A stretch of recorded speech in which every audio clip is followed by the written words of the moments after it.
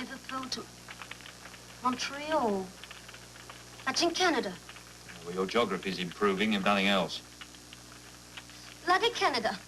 I thought you said you weren't going to take any more jobs till well, after I changed my mind, didn't I? And the word is mission, my sweet, remember? Very sorry, I'm sure. So, how long will you be gone this time?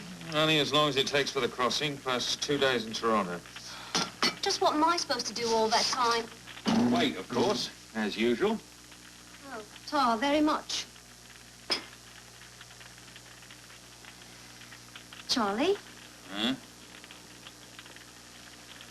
I was thinking, couldn't I go with you? Oh, Bella, don't start that again. Couldn't I, Charlie? Just this one time, please. Why, I wouldn't get in your way, honest, I wouldn't. Oh.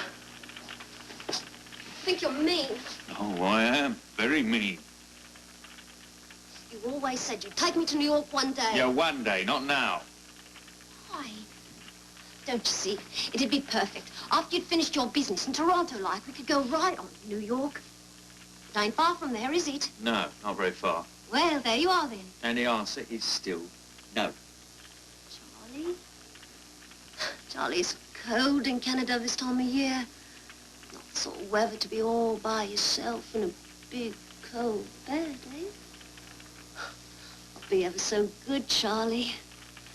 Good as gold, I would. You don't know how to be good.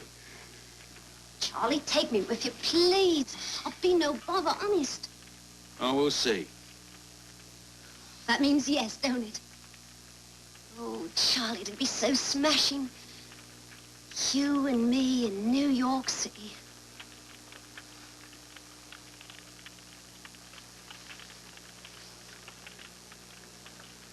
Martin Betcherly? Yeah, none of your business. Sorry. It's only asking. Good-looking sort of bloke, isn't he? But for ladies' man, I'd say. Oh, not for long, my sweet. Not for long.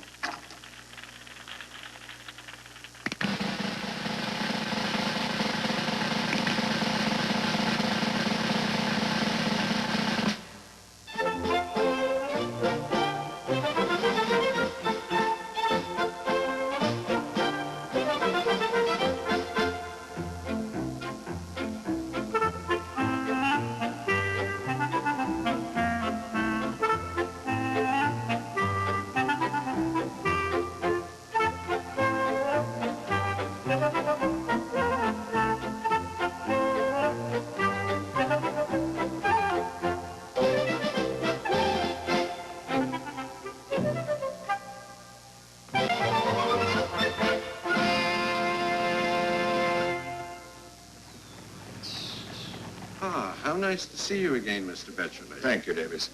Tell me, is Inspector Cameron at the club this evening? Yes, indeed, sir. He's in the main lounge with Dr. Chisholm. Would you like me to tell him you're here? No, no, Davis. That won't be necessary. Thank you. Very well, sir.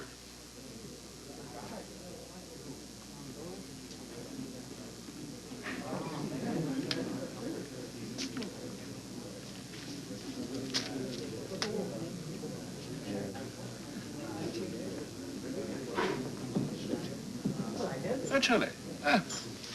Good to see you. Ah, and you, Alistair. Archie. You're looking well. Oh, thank you, Martin. Won't you join us? Yes, sit down and have a drink with us, eh? Bring another glass. draft, will you, laddie? Well, no need to ask what you've been up to. I've been reading in the papers about your brilliant defense in the Martel case. Yes, Martin. Congratulations. Thank you. What is it they call you? The Henry Irving of the courtroom? Fatuous flattery, Alistair. Don't believe a word of it. Ah, but you're forgetting I've had first-hand experience of your dramatic technique, Mr. Betcherly. And I yours, Inspector Campbell. Well, here's to the theatre. And to the law, of course. Though not necessarily in that order, eh? Actually, running into you like this is really very opportune. I've been anxious to discuss a matter with you, with both of you, for several days now. What is it?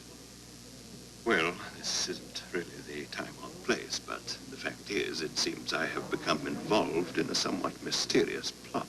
Plot? Oh, what sort of plot? Oh, George. Good to see you. Bizarre and dramatic as this may sound, murder.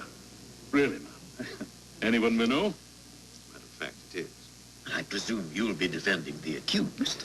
That will be rather difficult, Archie. You see, in this particular case, I am the intended victim. Look, if you have the time, I'd like you very much to come back to my house with me. There are a couple of things I'd like you to see. You mean you're really serious about all this, Martin? Yes, I am. Deadly serious.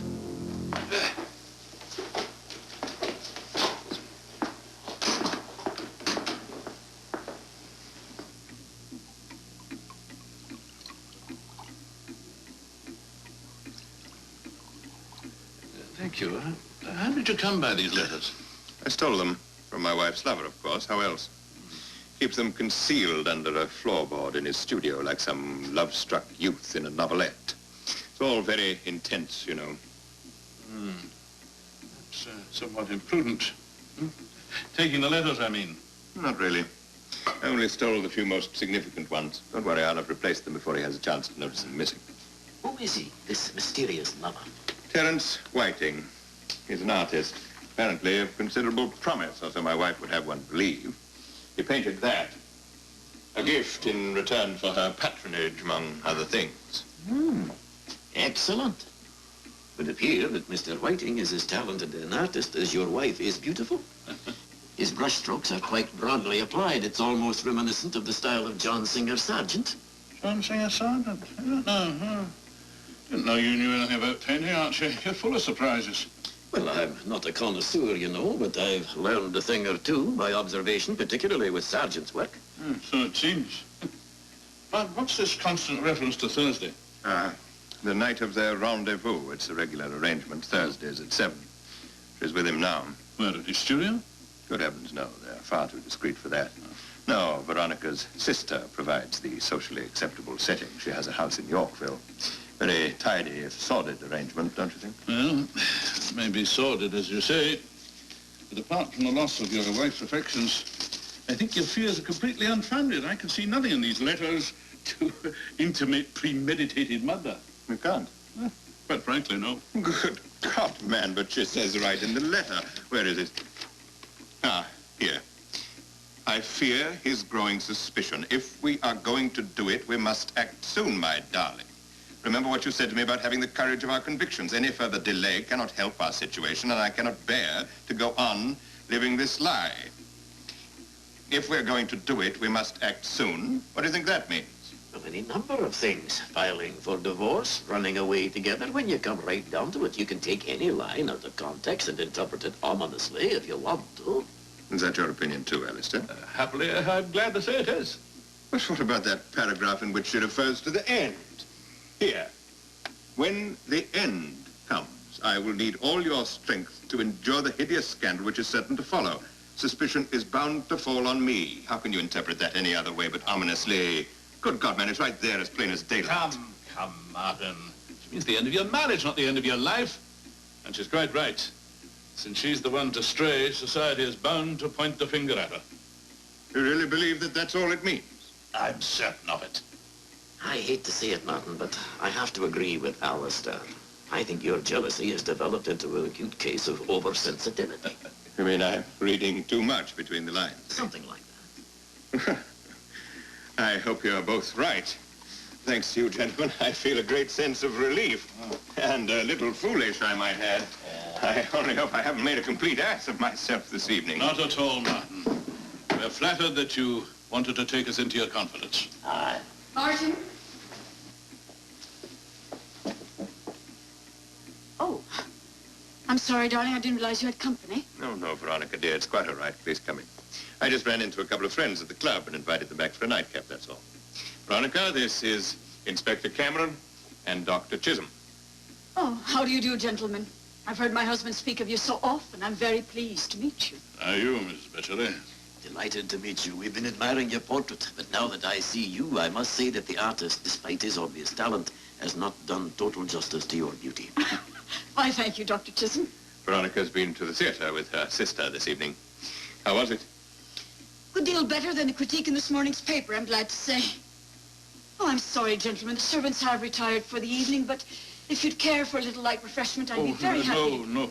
That's very kind of you, but I've overindulged myself this evening already. Besides, we were just about to leave. You're quite sure?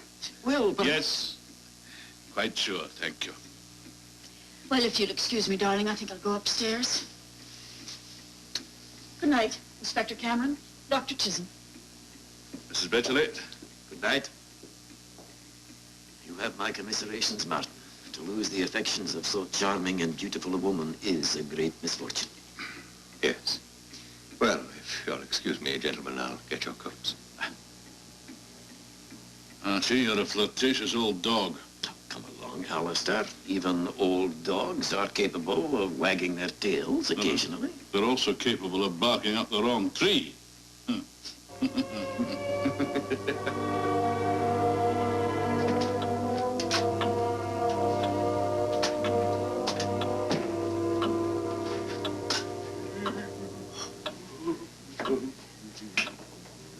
Inspector, is that you? No, Mrs. Lutz, it's Jack the Ripper. Jack, the who? Never mind, Mrs. Lutz. Oh, excuse me, Inspector. Did the gentleman who telephoned find you at the club? What gentleman? Well, now, you see, I don't know because he didn't leave his name. That's why I was worried. Oh, why should that worry you? Because I know that you do not like to be interrupted when you're not on duty. I don't know, Inspector. It just slipped out. Forgive me for being so indiscreet. Indiscreet, Mrs. Lutz, indiscreet. Oh, yeah, I know that. Well, I just hope that I didn't cause any troubles, that's all. No, it was of no consequence, I can assure you, whoever it was didn't call. Good. Well, I go to bed now. Good night, Inspector. Good enough, Mrs. Lutz. Perhaps you could now tell the court just what it was you did. I mean, after Mr. Chow had the wake. Well, that was when I heard the woman screaming for help. Oh, naturally, I immediately put on my dressing gown and went downstairs. But I understood that you witnessed the attack from your bedroom window. Isn't that what you told Inspector Cameron? Oh, no. I said my living room window. My bedroom faces the garden. Well, whichever, Mrs. Turner. But I presume that what you were suggesting is that you were able to see the entire scene. Objection, my lord. My learned friend is now resorting to presumptions. It is surely not for him to presume anything. I quite agree. Please rephrase your question, Mr. Betcherly. Yes, my lord. Mrs. Turner, when you looked out of your bedroom window to No, but I told you it... Yes, of course. I'm sorry. It was your living room. Would you now kindly tell the court just what it was you saw? Betcherly, are you unwell? What? Oh, no, my lord, I'm fine. It's just I don't feel quite able to continue my examination of the witness at this time. Begging the court's indulgence, I should like to request a short recess. My lord, considering the circumstances, may I suggest we might adjourn until after lunch? I wholeheartedly agree. Would everyone please rise? This court is adjourned until 2 o'clock.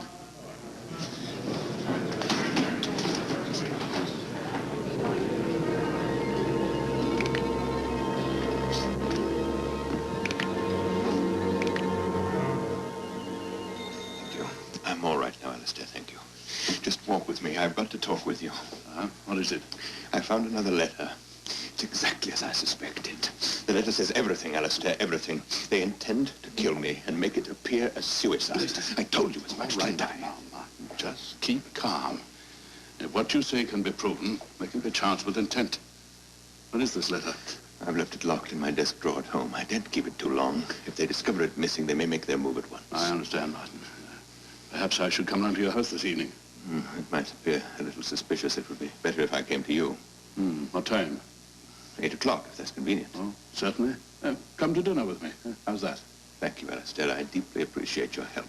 I'll be there promptly at 8.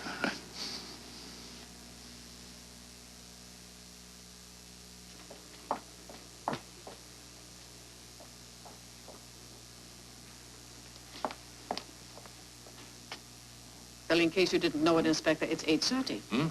8:30. Oh, I suppose he's been detained somewhere. I'm sorry, Mrs. Lutz. Oh, well, if you think you're sorry now, wait till you see the dinner. Maybe he forgot. Oh, I doubt that. However, if it'll make you feel happier, I'll call him at home. Thank you.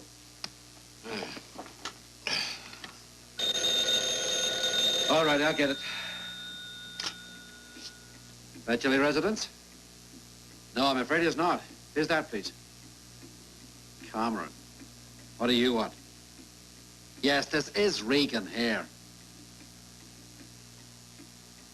Well, if I were you, I wouldn't postpone your dinner any longer. Betcherly's dead, Cameron. He shot himself about an hour ago.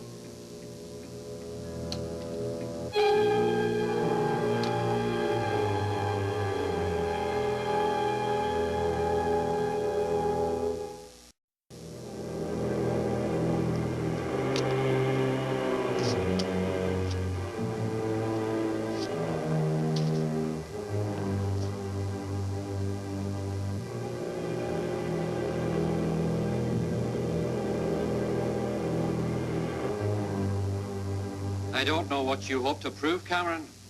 It's quite obviously suicide. Yes, Regan, quite. Well, since we're agreed on that point, would you care to enlighten me as to what you're doing here? I've already told you, Regan. Martin Betcherly was a friend and colleague of a great many years. My interest is personal, nothing more. I don't care about your personal interest. Just let me remind you, Cameron, that this case is outside your jurisdiction. In fact, you don't even have authority to be here without my permission. I see. Am I to conclude from that remark that I don't have your permission? That's exactly what you should conclude. Constable Evans, would you be kind enough to show Inspector Cameron the way out? Don't be a fool, Regan. You know, I need only pick up that phone, call the Premier to get any authority I need. The unfortunate result of which would be to undermine you and inconvenience him. Now, you don't want me to do that, do you? All right. All right, Cameron. What is it you know about Betcherly's suicide that I don't? That is suicide? Nothing, Regan. Nothing. Now, don't give me that. I know you wouldn't turn up here sniffing like a demented bloodhound if you didn't have a valid reason for suspicion. Now, what is it? I've already stated my reasons for being here, Regan. Very well. Go ahead. You want to waste your time here, that's up to you. I've wasted quite enough already. Right now, I'm going back to headquarters to write my report. A suicide report, Cameron. And as far as I'm concerned, that's it. Case closed. If you're leaving, am I relieved of my duties here, sir? No, you are not. You will remain here until they remove the body. Then you will complete your notes and report to me. Yes, sir. I wouldn't take that personally, Evans. His anger was meant for me, not you. No, Inspector. I mean, I won't, Inspector. How have you been keeping? Oh, not so bad, all things considered. You've been taking notes, I gather. Yes, Inspector. Good. Perhaps you can enlighten me on a few details. Enlighten you, sir, about what? Well, for instance, who was in the house at the time of Betcherly's death? Well, just Finch, sir, apparently. Finch? The butler, Inspector. Oh, aye. Now, it seems Mrs. Betcherly gave the household staff the night off. They all left around 7. All but Finch? No, sir, he went too. Only apparently he didn't feel too well and returned to the house about 45 minutes later. Uh-huh. Who discovered the body, Mrs. Betcherly? No, sir, it was Finch. Mrs. Betcherly was over at her sister's house visiting. In fact, she's still there. Ah, yes. It's a Thursday night, isn't it? Beg pardon, sir? Nothing, Evans. She's been informed. Oh, yes, Inspector Regan telephoned Mrs. Betcherly's sister. From what I understand, Mrs. Betcherly took the news very badly. I guess it must have come as quite a shock. No doubt, no doubt. Did you take a note of the address by any chance? Mrs. Betcherly's sister. Yes, sir. I've got it right here. Good man. Hang on. Go on, fire away. Catherine Emerston. Catherine Emerston. She's a widow woman, I believe. A what? Widow woman?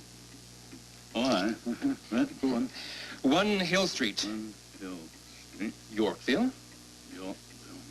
The phone number is 428. Good. Now, would you do me a favor, Evans, and tell Pinch, is it? That's correct, sir. Tell him I'd like a word with him for a moment. Certainly, Inspector.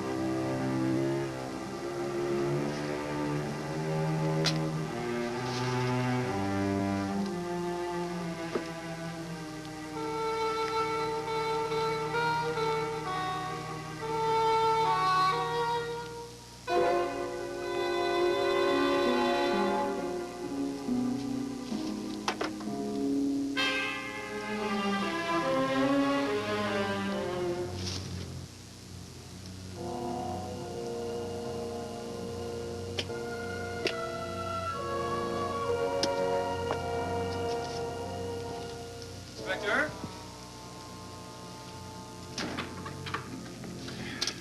I'm here, Evans. Mr. Finch will be up in a couple of minutes. In the meantime, they've come to remove the body, if that's all right with you. Ah, yes. Get them to take it to the morgue as quickly as possible. Dr. Chisholm and I will be waiting here. What about Finch, sir? Who? The butler, Inspector. You said you wanted to talk to him. Oh, yes, so I did. I'll tell him I'll see him another time. There's a good lad. Barbiton, no doubt of it. Same substance you found in the cup. Barbiton, a new sleep-inducing drug. He'd been given a massive dose mixed in coffee. There was at least a gram of it still in his stomach. Enough to put an elephant to sleep. Enough to kill him? No, but certainly enough to render him unconscious. Wouldn't he be able to taste it? Not if the coffee contained sugar, as in this case it did. Well, if he was unconscious, he could hardly shoot himself. Good Lord, is it that time? I must be off. I have a very early appointment tomorrow. I should have been in bed hours ago. Oh, in that case, you'll want to take a cab home. Now, that would be very convenient, Alistair. Ah, splendid. You can drop me off. Well,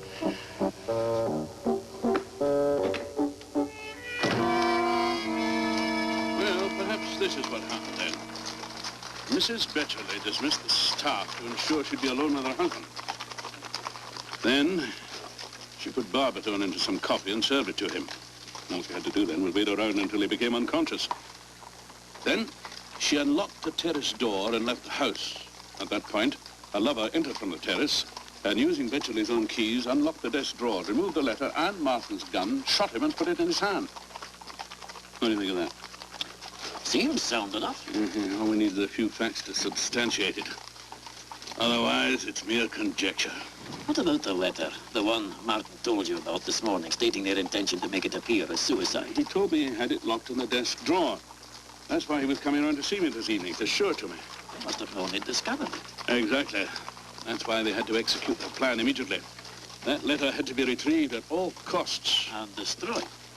Of course. All I can hope for now, but they made haste at the expense of caution. Like forgetting to wash out that coffee cup, you mean? Other things. Ah, this is me. Driver!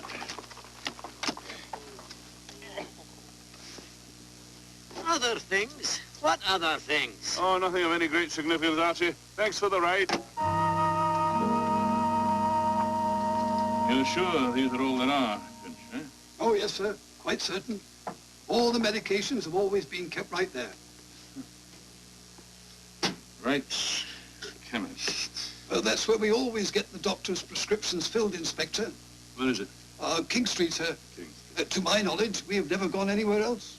And I've been in service here since the day Mr. and Mrs. Betcherly moved in. That was the very week of the Jubilee. Jubilee? Yes, sir. Queen Victoria's Jubilee. Oh, why? I could hardly forget that week, could I, sir? Oh, indeed. Well, Finch, thank you. You've been most helpful.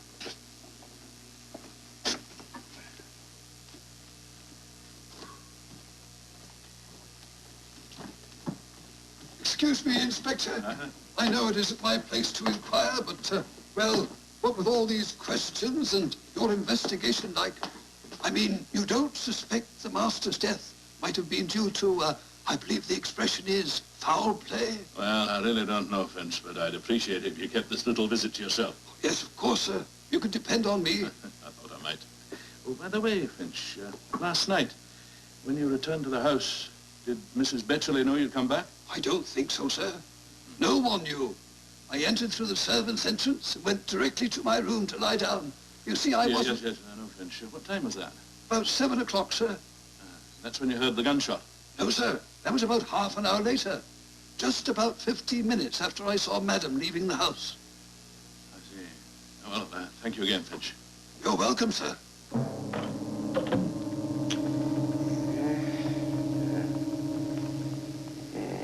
Ah, yes, here we are. Betcherly.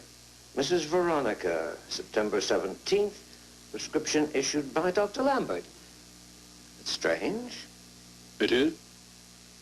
Well, perhaps not.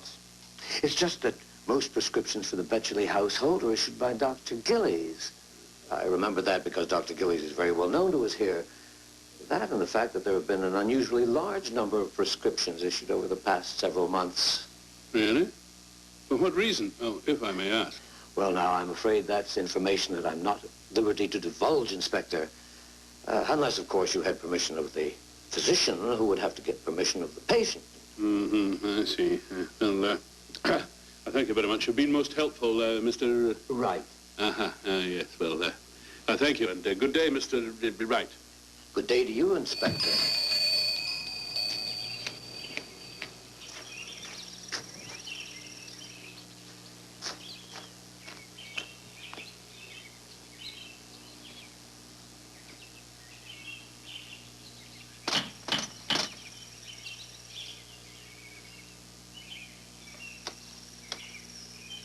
Mrs. Emerson? Yes. I'd like to see your sister, Veronica Betcherly.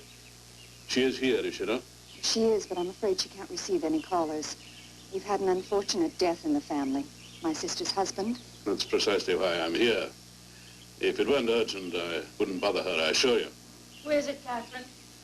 It's Inspector Cameron. You'd better come in.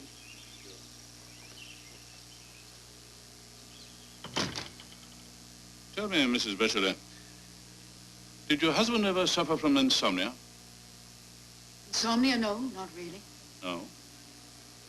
Well, a few weeks ago, Martin did have difficulty sleeping and asked me to get something that would help. And did you? Yes, I did. I went to my sister's doctor, Dr. Lambert, and asked him to prescribe something, which he did, and I got it filled and gave it to Martin. Why didn't he go himself? Because our own doctor, Dr. Gillies, is away in Europe and won't be back for several weeks. Ah, I see. Besides which, Martin was extremely busy at the time. Why do you ask, Inspector? Oh, just that there were traces of the drug found during the autopsy. Just curious, that's all. Another thing, Mrs. Betcherly. On the night of your husband's death, Finch informed me that you dismissed the household staff at 7 o'clock. That is correct. Could you tell me why? Because Martin asked me to. He had a lot of work to do on a new brief and didn't want any distractions. Of course, we now know the real reason why Martin wanted to be alone. Do we? I'm not at all certain. Whatever you mean, Inspector. You see, I saw Martin earlier on that day, and he was most anxious to discuss a matter which he considered very urgent. Yes, there was no time to talk about it then, so I asked him to come round to dinner at my home at 8 o'clock. And he agreed? Yes. I see. Did he give you any indication what this most urgent matter might be? Apparently he'd come by some letters. Very personal letters, which he considered somewhat disturbing. Letters? Letters from whom? That's precisely what I'm trying to discover, Mrs. Betcherly. I had hoped you might know something about them. No. Martin never mentioned anything about letters. But what possible significance could they have now, Inspector? Knowing why Martin killed himself is not going to alter anything. That's true, Mrs. Betcherly. If he killed himself. If? Whatever do you mean, Inspector Surely you don't think that... The very idea is absurd. I know Martin had enemies, But one but is not necessarily murdered by one's enemies, Mrs. Betcherly. But I'm probably quite wrong. If so, I'm only upsetting you further. That's the problem in being a detective. One tries to find motives in everything. You're not staying for tea, Inspector? No, thank you, Mrs. Emerson. I fear I've stayed long enough as it is. Thank you for your time, Mrs. Betcherly. I'm most grateful to you. I'll show you. Oh, no, don't bother. I can find my own way out.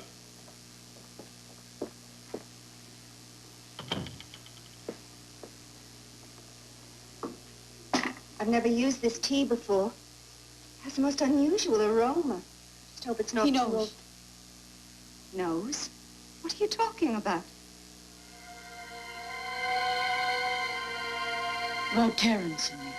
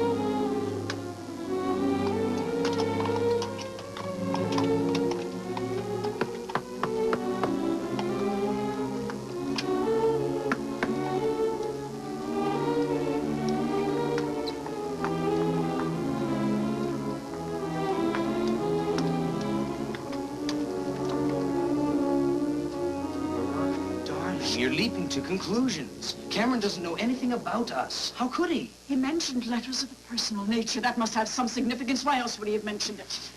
Martin must have known about you and me. Veronica, Oh, Terence. Don't you see? If Cameron pursues this investigation, our affair's bound to become public. Now, quite apart from the scandal, they'll undoubtedly... Are you expecting anyone? No. Oh, my God, Terence, I mustn't be seen here. All right, just keep calm. Go in there. Whoever it is, I'll get rid of them. But what if... Don't argue with me. Just do as I say.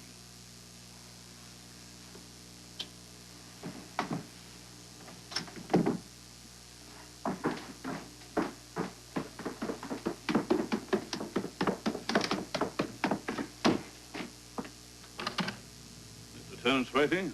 That's right. My name is Cameron, Inspector Cameron. Could I have a word with you for a minute, please? Well, I'm working at the moment. It's not exactly convenient. I'll be as brief as possible. Please? Very well. Insist.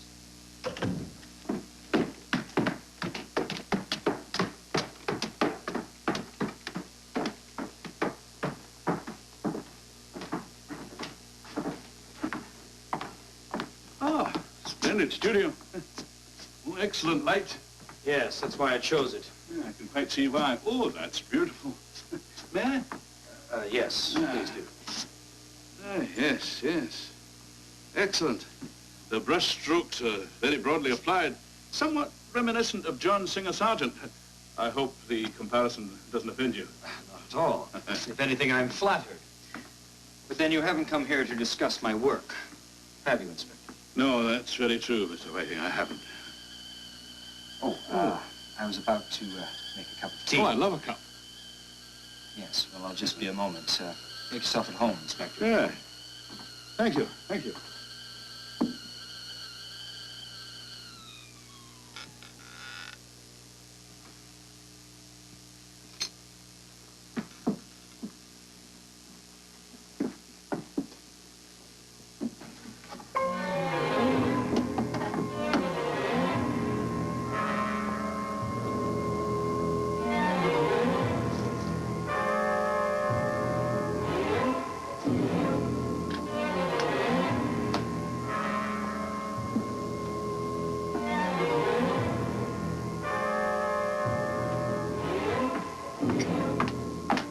What in God's name? What I've discovered here has very little to do with God's name, Mr. Whiting.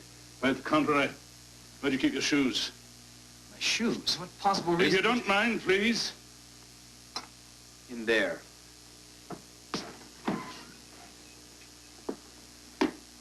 Inspector Cameron, what the hell is all this about? And while you're at it, would you mind explaining why you removed the board from my floor? You can come out now, Mrs. Betcherly.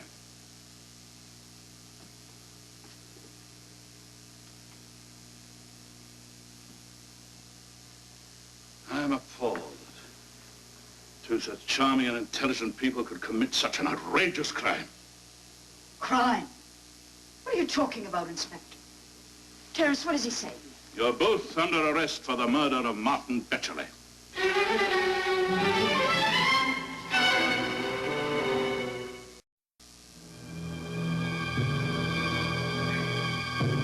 Inspector Cameron, when you discovered the letters under the floor, did you find anything else hidden there? I did. There were two other items. Would you describe them, please? One was a key, an exact duplicate of a key I had found on Martin Betcherly's desk. It was shaped like a fleur-de-lis on top. I see.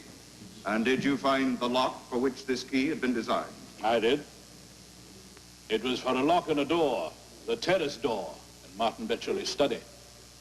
My lord, I would like to introduce Crown Exhibit 3 to the court. Anything else, Inspector? There was a bottle half full of white powder. The label on the bottle indicated that it came from Wright's chemist in King Street. You no doubt had this substance analyzed. I did. Well, what was it? Barbital. A sleep-inducing drug. No further questions?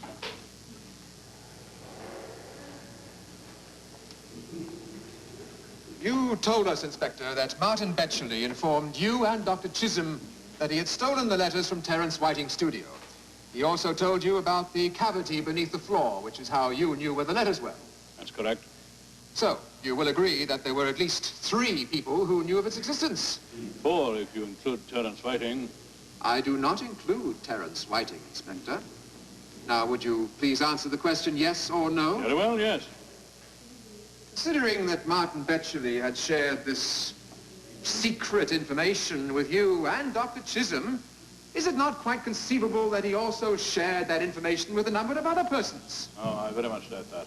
Well, putting aside your doubt for a moment, Inspector, it is quite possible, is it not? Yes, it's possible. Thank you, Inspector. No further questions?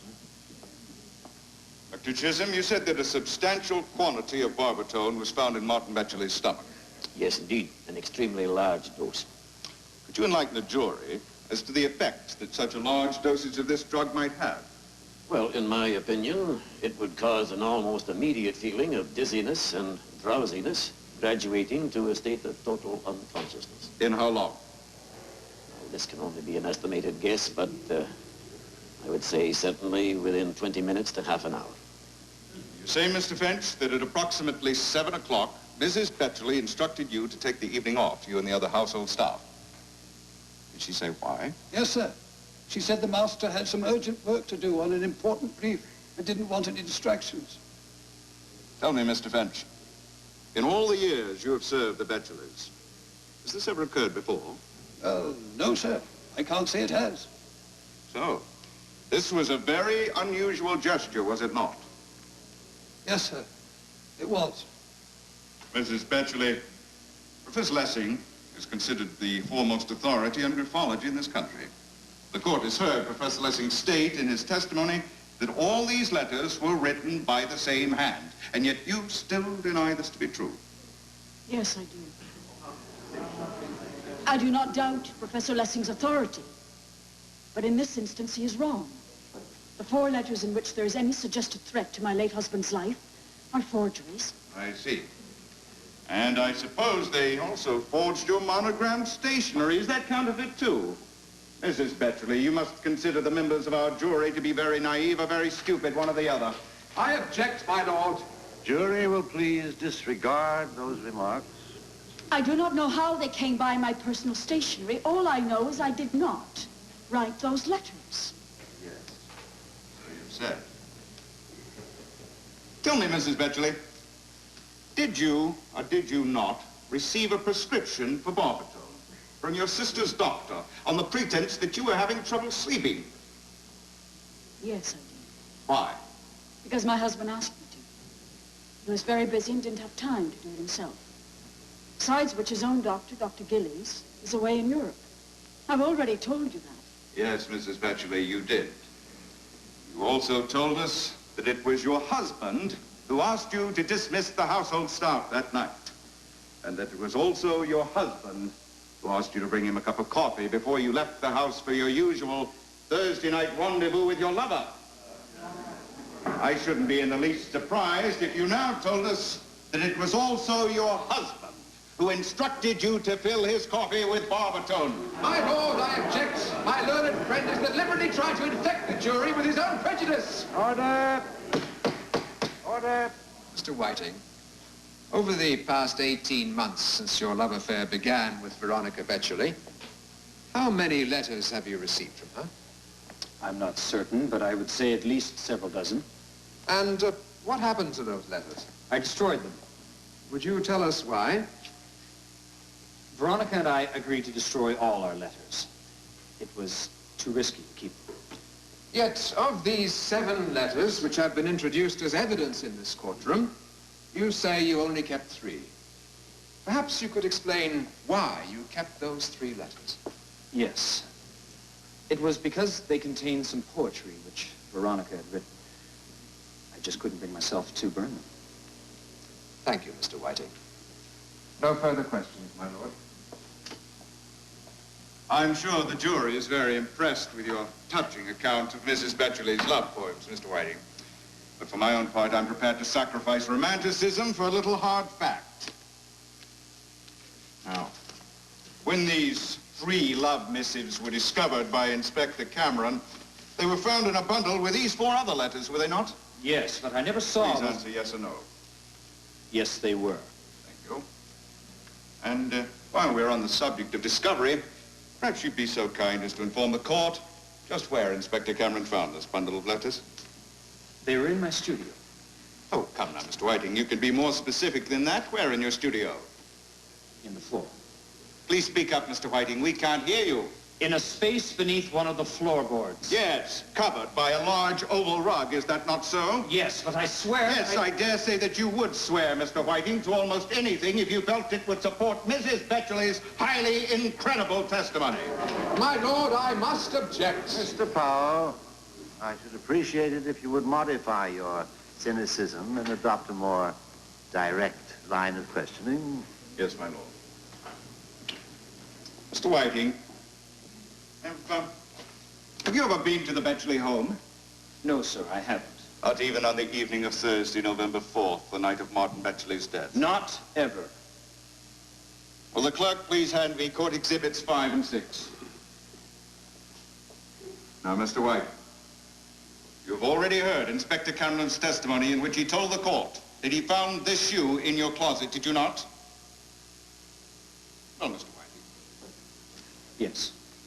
You've also heard the testimony in which it was confirmed that this plaster impression taken from a flower bed outside the Betcherly home matched exactly the shape and size of this shoe. Yes, but I deny that I'm sure you do, Mr. Whiting, but all I wish to confirm at the moment is whether or not this shoe is yours.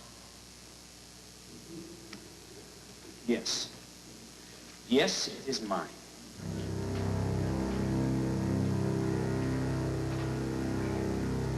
Members of the jury, are you agreed upon your verdict? We have. How say you? Do you find the accused at the bar, Terence Andrew Whiting, guilty or not guilty? Guilty. And how say you?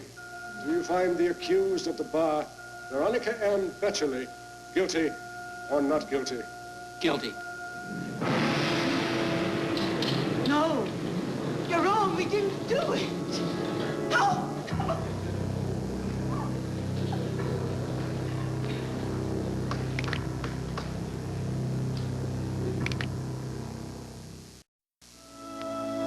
I just don't understand it, Alistair. I just don't understand it at all. What are you talking about? Well, there you were, surrounded by photographers and reporters, all clamoring for a personal response from you, and you walk away in total indifference. Nothing to say, that's all. Well, precisely. All this humility just isn't you. I don't like it at all. You don't, eh? Huh? Neither do I, Archie. Neither do I. I suppose I wouldn't be quite so concerned if it hadn't all been just so pat. Pat? Easy. Well, that's what's really bothering me. It was all just a bit too easy. Surely you're not beginning to have second thoughts. I don't know. It's a nagging feeling that something isn't quite right. Nonsense, Alistair. If it hadn't been for your investigation, Martin's death would simply have been dismissed as a curious suicide. They're guilty as hell. The jury was unanimous in that verdict. I know, Archie, I know. And apart from all that, who else had any motive to kill him? I mean, think about it, Alistair. If they didn't do it, who did? Who indeed, Archie? Who indeed?